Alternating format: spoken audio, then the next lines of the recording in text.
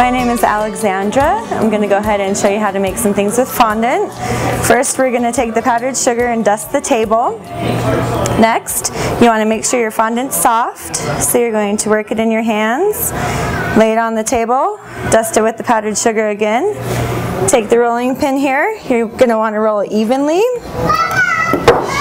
You're also going to want to make sure it doesn't stick to your rolling pin. If you need to, you can always add more powdered sugar. You're going to want to roll it about 1/4 of an inch thick. Once it's rolled to the thickness that you like, you want to go ahead and dust off the excess powdered sugar. Work it with your hand. Take a knife, cut a straight line, then you go ahead and cut even pieces down continuously. Once you have the pieces cut, you're going to pick them up.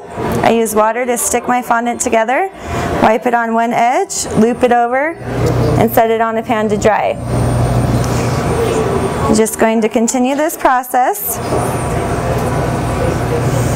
I usually make about 20 loops or so per bow.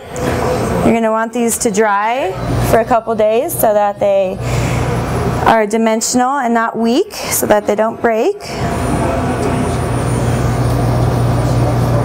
It's time.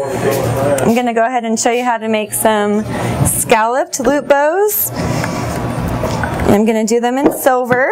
So to make silver, I start with a gray fondant. It can be whatever depth of gray you want it to be, depending on how intense you want the color to be. Roll it till it's thin. Dust off the excess. Then I take my special tool, cut a line across the bottom again, and then the width for the loops.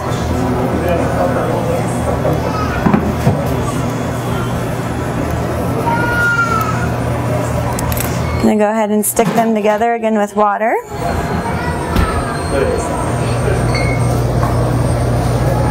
Allow them to dry.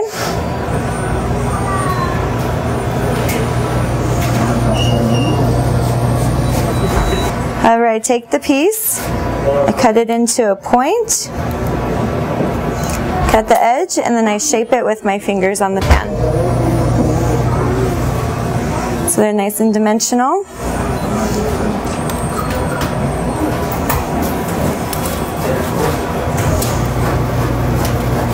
And that's how you make a scalloped bow.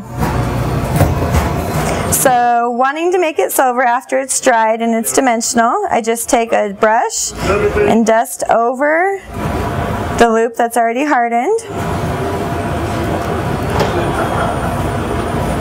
And the finished product will be a nice silver. This is the scalloped bow as a finished product. Again, we just build from the base into the center here, and then these are some of the ribbons that are dried to give that dimensional look as well. Now I'm going to show you how I make swirls. I like to make swirls so they can stand on the cake dimensionally. Again, when working with fondant, it needs to dry for a couple days at least. I like to roll them out so they're pretty thin, and I just go ahead and shape them on the pan. This is the cake with the swirls on it. So these are the swirls after they've been dried, nice and dimensional, so it's a nice way to form ornaments or toppers or just add to your design.